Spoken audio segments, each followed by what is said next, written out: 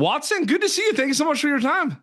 Thank you so much for having me. I'm really glad to be chatting with you. No, I'm really excited to chat with you. We are talking about, the finale of season 4 of The Way Home recently dropped on Hallmark and Hallmark Channel and Hallmark Plus. We're finally chatting about it.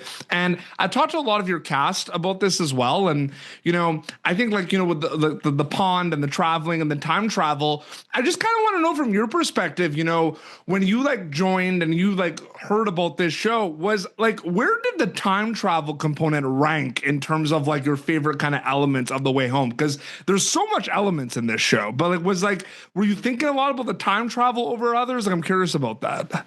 Yeah, I was in particular because with Susanna, she's kind of the first person in her era that tells about what is going on. So for me, the time travel element of it was pretty significant because that would totally rock your world. If you don't even have a cell phone and then they're like, boop, we're from a different time period, it really throws you for a loop there. But when I initially started watching the show, what really hooked me in was the combination of the mystery with the time travel. Yep. That felt very fresh. That felt very new. So a lot of my interest in the time travel element very much tied in with the mystery as well. Given what you just said about, I know from an acting perspective, you try not to do what I'm about to say, where you don't think about, maybe you don't think about a lot of things while you're playing this character because you're in the zone, you're focusing on the character and the craft. But given that this is, and we've seen it, with the final episodes, right? The fans are really dialed in. They're very active. They're figuring it out and everything. They're almost like detectives watching this. Are you ever conscious of the audience member watching The Way Home while you're making it? Or does that happen after you wrap? For me personally, it's after we wrap. This is such a great team in the sense that you kind of get the opportunity to lose yourself on set a little bit. Everyone's really connected. Everyone is really in tune with each other's energies, which is really great. And so while we're filming, it's harder to think about the fans watching it because in that moment, that's not the purpose of what we're doing. The purpose of what we're doing is still crafting the story so they can later enjoy it. So not as much of an impact while we're actually filming, for me at least. I'm sure for the showrunners and writers, very top of mind. But for the actors, myself in particular, that comes more after. That's a question that I ask a lot, and I get the 50-50. Early on, it was always no, I never think about the audience. But the root of the question came from not even when you're on set, but maybe when you wrap and you go to lunch or you go you're walking out of base camp and you're just wow, people are gonna really freak out about this scene. It was more about that rather than wow, it's all right, cut or action. If you're thinking about that, you're not. But it was just more because I feel there are gonna be some things you're gonna read in the scripts for this where you're gonna be wow, people are gonna resonate with this. Oh, yeah, big time. There are definitely moments in the script, especially when, as you said, the fans are so active online and they're so astute. They really pick up on everything. So the number of different theories that they have, every so often, if one of those theories, we kind of solve it, etc., or it plays out as they thought, it does get a little bit exciting reading that and go, people are going to be really excited about that.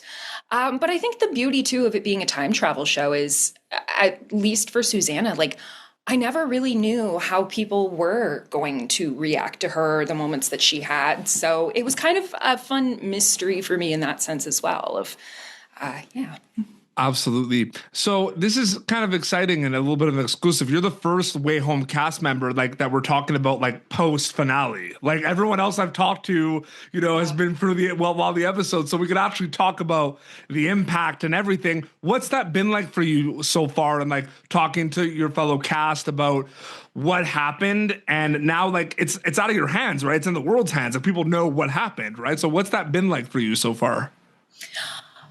It's been bittersweet. It's always bittersweet when something like this comes to its end in that time. And I think it's a really beautiful gift now, though, for people. There's so much in the show. Even when I first auditioned, coming in for season 2, I watched all of season 1.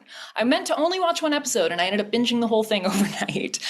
And what was really lovely about it was I was able to relate so fully to every character, despite the fact that I don't share life experiences with many of them. Absolutely. And I think that is a real gift that filmmakers can give to audiences. So it's really exciting at this point for me to see the show take on a life of its own and see people pull from it what they need. In terms of It's kind of weird now. It's a little weird though. Like I keep expecting to go back in for a fitting and to read the next episode and to see what else is going to happen. And even above and beyond the 1800s, like figuring out what is continuing to happen with these different characters in their different eras, that's still very present. So it hasn't quite settled yet that this was the finale. Your answers to questions are like perfect segues to my next question. It's almost like you knew what I was going to ask, time travel. Susanna does know quite a bit, so. Time travel, right? No, so going back in time in a role, in my opinion, because I'm a filmmaker as well, is the most fascinating thing, but could be the most kind of overwhelming thing, depending on what period, because there's so much to think about. How do you prepare for that, given what I just said? What are you kind of focusing on in terms of going back in time for a role? Well, so I came into this with a very particular skill set that I wasn't ever expecting to necessarily use as an actor, which is simply, I used to work at a living history museum. And specifically, I worked in the 1920s era and in the 1800s. Was that slipped? Did you tape for the character? Like, did you tape for, was it a tape or was it just an audition? So I had a self-tape for the role. And did you say that at the end? By the way, I worked at a museum. Like, did you No, I didn't. They didn't even know until I got to set. And the very first one of Susanna's scenes that we filmed was in her basement. So in her like study. And we were making potions and doing all of this. And our director, Grant, came over and he went, "How do you know how to do this?" And I went, "Because I've done it before. I have done this many, many times before. I also I make my own moisturizers. I love that sort of thing." So it was kind of falling back into a pattern in a way. But in terms of the physicality of the character and all of that, it's really, really helpful that, I wear corset every day on set. And it's an era-appropriate corset. It is one of the A-line ones that hits just above your waist because of the shape of the dresses. That inherently changes the way that you stand. And the way that you use your voice as well. I'm very lucky. I have had a lot of voice training, a lot of dialect training. I actually work as a dialect coach. And so for my initial tape, because they hadn't introduced, this was the first season that had an era that was that far back, I didn't know what they were expecting for the voice. So I decided to take a bit of chance. I sent in 2 versions of each of my scenes, one in, a not contemporary accent, but a standard Canadian East Coast, that time period, leaning into general American accent. And then I sent a second tape where I did some research and figured out what a historic New Brunswick accent would have sounded like at the time, with a bit of an Irish root, the Acadien affecting it. So I sent in both of those. Needless to say, they did not go with the accent that I sent, but doing the accent for the audition, I actually think was the best thing I could have done for myself, because that's where I actually found Susanna. So even though that voice didn't stay, that process uncovered who she was for me. That's amazing. No, that's so fascinating. And was that so how it's okay? So I'm really curious now then. So were you always going to do like how, because sometimes, it's like also even in indie film, like things happen just spontaneously. You think of things like, how premeditated was that you were going to do? Like, did you know when you got that you were going to do that for the audition, like the accent and everything? I decided, I think it was the morning of my self-tape that I was supposed to film it. So my audition process was quite truncated. I was in the very final round of auditions that they saw, and I had a very limited amount of time to get mine in. So it was kind of one of those moments of going, you know what, this isn't going to hurt. I really trust these casting directors. And I know that if they don't want to watch this, if this isn't what they're looking for, they're just not going to, and that's okay. But why not? It's not going to hurt. I don't know what they want. It wasn't specified in that way what she sounds like. So let's make this choice. If they like it, we'll roll with it. And if not, we can pretend it never happened.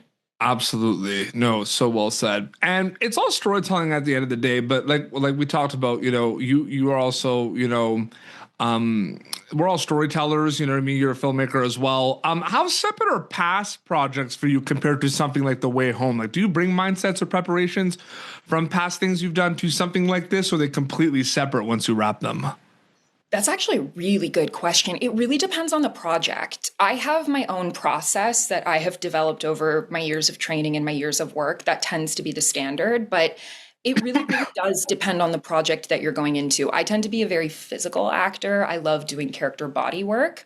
And there are certain parts of my process that I've picked up that were really helpful for other characters that I'll bring into a new role. But sometimes that won't work. Sometimes not every character is going to be uncovered through doing the same type of exercise or research or using the same methodology. So you're always learning as an actor. You're always growing. A lot of what we do is just a study of humans and how they behave and what drives them. So there are definitely certain things that I brought through. For example, I always do animal work. But with Susanna, for example, like animal work didn't feel as relevant.